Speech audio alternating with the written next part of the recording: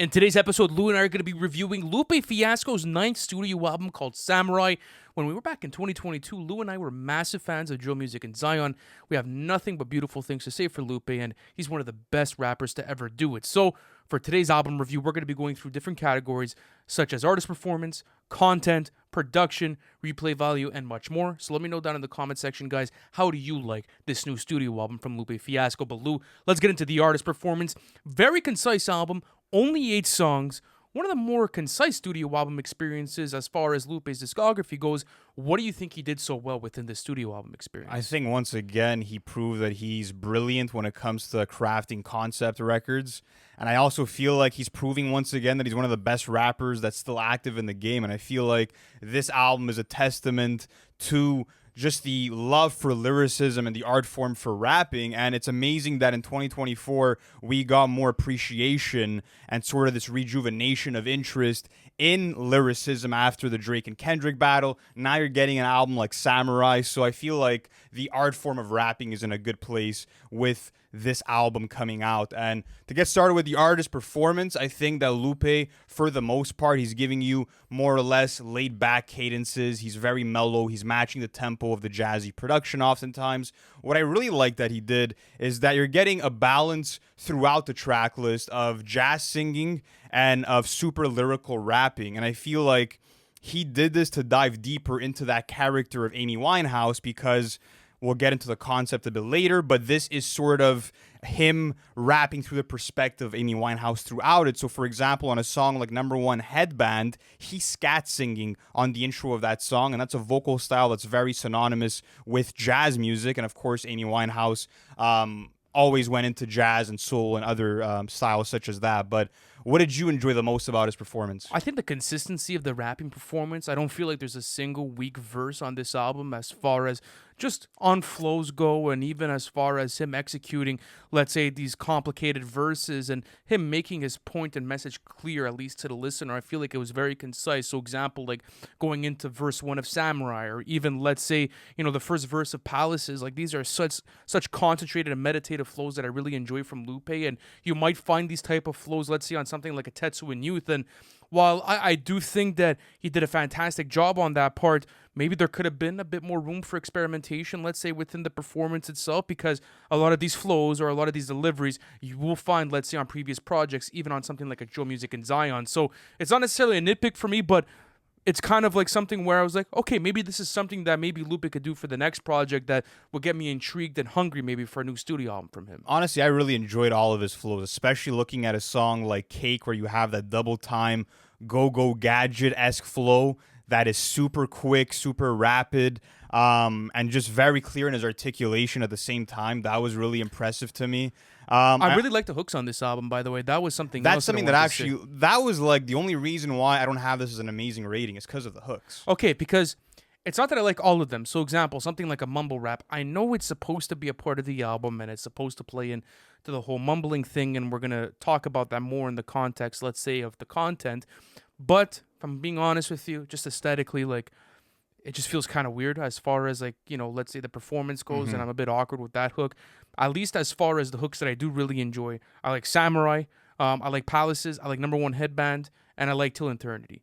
And maybe even Bigfoot. I think those are probably the strongest hooks on the album for me. There's definitely a good mix of good and bad hooks. I didn't enjoy the hook on Bigfoot either, which I found a bit boring. He tries out the Jamaican accent, but like you said, Samurai is a fantastic hook. I just feel like that's always been one of Lupe's main weaknesses, not coming out with these catchy, memorable hooks. And that's not really what you go to Lupe's music for to begin with, but it's still something to consider in the artist's performance. But overall, I feel like the performances were really well-rounded, and I feel like they all played into the bigger thematic concept of the album, like I was mentioning, with him sounding a bit more melodic at times and infusing these singing jazz performances within the super lyrical stuff. So ultimately, I think a great rating's fair here. Absolutely, right? It is fair. But let's go into the content. So guys, I think this is where most of the review is going to be at. I'm going to be completely honest with you. I feel like anytime you go into a Lupe Fiasco studio album experience, if you're not pulling up Genius and you're not ripping through all of the content, you did it wrong.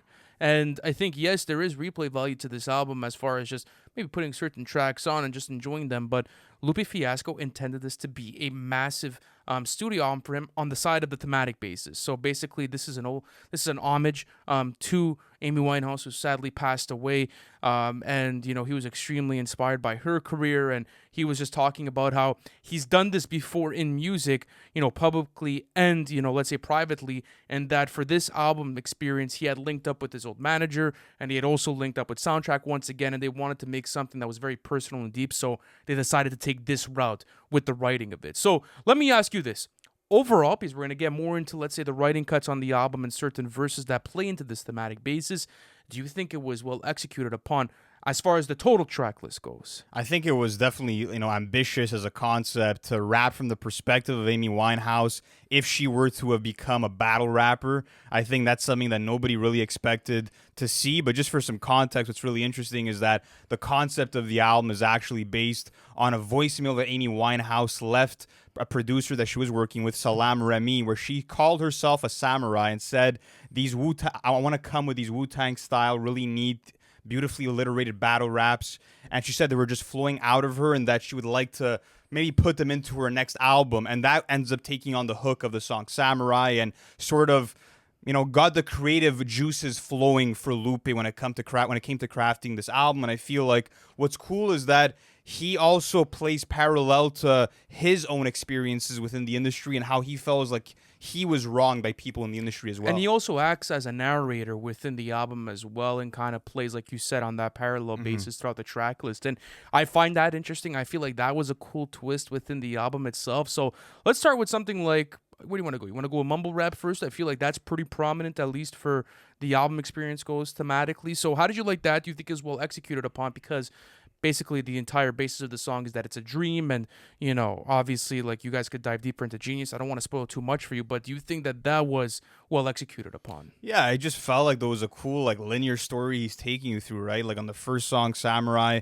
you have this struggling singer who's singing outside of an opera house, and there's all these rich people that are attending the real opera show, and they're laughing at her, saying she'll never make it, she looks like a bum, this and that. Like, they're really, sort of criticizing her. And then on the second song, Mumble Rap, it's as if she finds this purpose when this man in the park talks to her and sort of like takes hold of her and almost curses her into becoming this lyrical samurai, and says that everything that she does now artistically will be through the form of battle rap. So he kind of gives you the origin story for it all, and then as the songs go on, it's really just like lyrical annihilation, right? It's Lupe rapping his ass off. Sometimes you could see parallels to Amy's life or his own life, and sometimes it's just rapping for the sport of rapping, right? Absolutely. But there's also cool song concepts on here, example like a Palaces. If you guys actually go into the song structure, you guys will pay attention that it's to 3 different verses, I believe, and each and every single verse within that song itself actually represents a prayer from Lupe Fiasco to God, and obviously him pouring his soul within the prayers and asking for different things. So I felt like that was really cool. Not only that, but you're also going to get some crazy wordplay on something like a Bigfoot. I'm not sure if you picked up on this. This is crazy because he has a triple entendre to 3 different people named Chris. So the bar goes like this. I believe it is. Hold on a second. Okay, here, go back for me on this one. Go to your next one. I'm going to pull up that bar again. I lost it on my notes. Yeah, Lupe has up. like super lethal bars and a crazy internal rhyme scheme on verse 3 of Mumble Rap. He raps, "Your hand is a gun and your arm is a clip. Let her rip. Don't get hit by the split-second Smith & Wesson lips full of hollow tips. Please tell me the best on your list. That is dealt with a kiss. And they got to swallow fire if they trying to follow this." Incredible stuff. I feel like the only thing that would have been cool to see when it comes to just like the writing of this album is actually set up a real like battle rap. Like, yeah, that would have been cool. Play the role of Amy, who's engaging in a rap battle, and have an opponent. That would have been cool. By the way, I have the bar. By the way, sorry guys, I deleted from my notes. This is on verse 1. Try not to worry about the walkings and focus on waltzing. If the King of New York actually enters, that'd be awesome. So he's playing on Chris and Christopher Walken, whatever the case may be. So there's 3 different references here. Walkings equals Christopher Walken, an actor who plays the title role in the 1990 movie King of New York. so plays on that front. Then Waltzen equals to Christopher Waltz, and then the King of New York equals to Christopher Wallace, aka the Notorious B.I.G. So I found that to be a really cool triple entendre. I found that was awesome. Even on Outside verse 1, listen to like this little rhyme scheme that he caught here. This was fucking crazy. Pulls battle love, daps and hugs. Raps can plug up holes unless their holistic souls dove off a nudge and throw them from shoves and throwed off from shoves, had one god from above to below or kicking and screaming and drug to the show. I love the way that he set up that rhyme, especially for the first three, and I think you're going to find that all over the album itself. So those were just some little cool parts of the album that I found as far as the writing goes. Yeah, and speaking to Palaces, like you were saying, it's such a powerful song because, you know, Lupe is talking about how not only he but also Amy felt the pressures of having to appease not only fans but also record executives, family members, people that are around them, you know, to make certain music or to perform at certain events or just do things for the sake of profiting. But at the end of the day, does it really feed their souls? And we know the answer is no for a lot of those. And I love how Lupe on that song comes with one of the most badass ways of saying, you know, he's never going to fall off by rapping, "Ain't no domino in my dominance when I'm dropping this." Like, that's the type of intricacy, I should say, you're going to get from Lupe's pen. Like, any other rapper would have just said, "I'm never falling off," right? And you have Lupe putting it in such an elegant manner. But ultimately, yeah, I feel like the writing was excellent all throughout this. And he is going to have you Googling endlessly. He's going to have you pulling out the dictionary. That's just like the beauty of a Lupe Fiasco album, is wanting to solve that Rubik's Cube. Like, if you're not up for it, you know, for some people, it might feel like homework. For me, I have fun doing it, you know? Like, it was enjoyable. Yeah, it was enjoyable. It's going to take you a couple listens, but it's not as the hardest album to analyze. That's another thing, too. It's really not. Like, don't worry. You'll be cool with it. But overall, I think the writing was amazing. I think it was amazing. I think you guys are going to have a good time with it, and it's one of the more enjoyable albums this year as far as rhymes go. But production, we do it? Production. So, yeah, I mean, soundtrack, chefed the majority of the soundscape. Well, actually, every single song with the assist of some other producers that did a great job. And, I mean, ultimately, you're getting a very mellow, soulful, jazzy boom bap soundscape, and that sound is consistent really from the beginning to the end of the track list. That's a W. Yeah, it's pretty cool that you have that consistency there, and I feel like you do want that minimalistic type of production because, you know, you want to give all the spotlight and attention to Lupe, where he's gonna spaz out and not have any overproduced tracks that get in the way of the message, right? So that's very true. That made sense. Favorite beat for you? What is it? Favorite beat? Probably Palaces. Okay. I think that's definitely one of them because you also have the little beat switch towards the end at like the last 50-second mark. But I'm a big fan of the jazzy keys on that. I really like the boom bap production. I mean, it's pretty standard all throughout. I like the little horn section on Number One Headband, especially for the chorus. I think that was a really cool addition. Added some liveliness as far as the track list goes, and again, you're getting those classic boom bap drums. And I think that, like you had said, you want to kind of pay attention more to Lupe's lyrics and what he's saying, so you don't want to make this soundscape too overly complicated for the listener. So I think they did a good job in achieving that. But to be honest with you, there's not necessarily much to be said as far as like the soundscape goes. You described it perfectly. It's jazzy. You're getting boom bap drums throughout all of it. I mean, one of the biggest highlights is probably that horn section and like that little beat switch towards the end. So that's maybe a bit of a complaint for me. It's where like Joe Music and Zion, like there was some crazy beats off of that album where I was like, whoa, what's soundtrack doing here? More interesting samples as well. Yes, exactly. Yeah. With this, mostly keys, you know, you have some horn sections, you have your, you know, boom bap drops, but besides that, that's pretty much all you're getting. I thought the beat for Cake was pretty original just because you're getting this piano-based sample that's being played in reverse. And I feel like it was also more ominous as a jazz production. It was a bit darker, so that kind of like set it off from the rest for me. Apart from that, though, yeah, I loved a lot of the trumpet playing on songs like Samurai or Number One Headband. That was a big highlight production-wise. But ultimately, yeah, there's not that much to be said. You're getting, you know, big jazzy overtones all across this, and it's not some of the most memorable production, you know, beat for beat, that you've heard in Lupe's catalog, but it's still great. It is great. It's still a great production. Absolutely. I think if you go anything besides great, I think it'd be kind of a misjustice because it's also well calculated, it's focused, it plays into the album, and yes, well, it's not the most interesting, it's still some of the best boom bap beats that I've heard all year. So I think great is a fair score. Let's keep going on with this replay value. So I know you're not going to be whipping this, let's say, at a house party, or you're not going to be putting this on in, like, let's say, the gym, but there's still replay value to this album. Of course there is. I mean, think about how concise the album is. Only 8 tracks, 30 minutes. I mean, I feel like we've been begging artists to come with this kind of format for the longest time. And, you know, Lupe is someone that packs so much into such a condensed format. And that's what he does here once again. And I think that because the track list flows really from 1 to 8 so well and tells this larger story, that's also going to be rewarding. And when it comes to any Lupe album, it merits, you know, more and more replays just because of how dense they are and how much peeling of the layers you have to do to really understand. So I don't think Lupe or any super miracle lyrical artist is going to be, you know, is going to make music that's listenable in every setting or at every time of day. But for what it is, it's got great replay value. Absolutely. Also, I don't think there's a single weak track off of this album. No. I think everything flows concisely, like you had said. And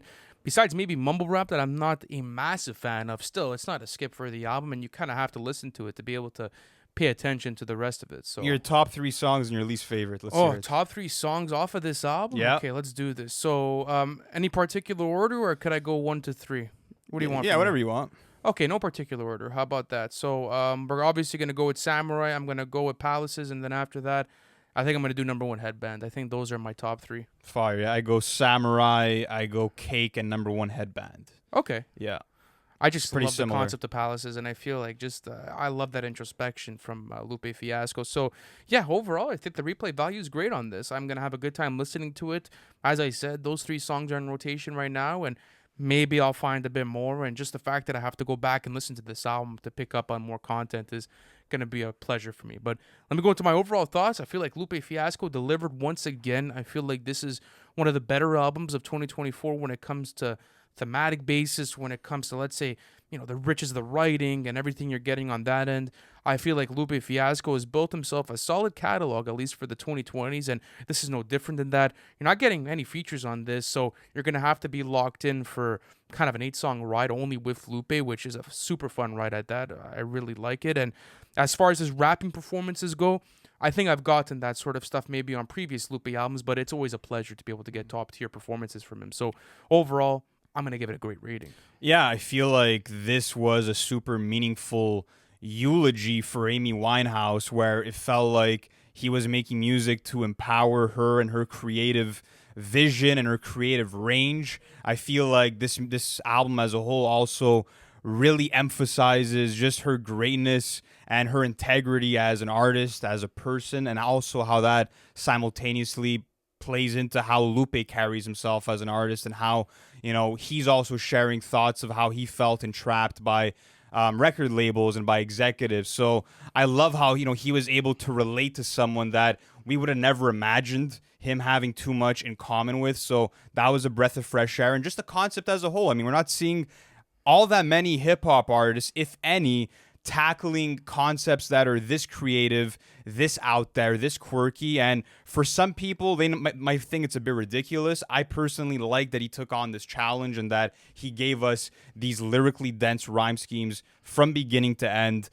He's still on his A game. I wish that maybe he would have, you know, developed the concept a little bit more and gone into a bit more detail. And I wish that maybe the production had a few more twists and turns, but ultimately he delivered another great album. That was close to being a masterpiece. I feel like he comes in close with the last couple of records he's put out, but he doesn't really reach that mark. But guys, let us know down in the comments, how do you feel about Lupe Fiasco Samurai? How would you rate it using our scale from bad to perfect? We hope you guys enjoyed the video. Thank you for sticking until the end, and we'll see you soon. Peace.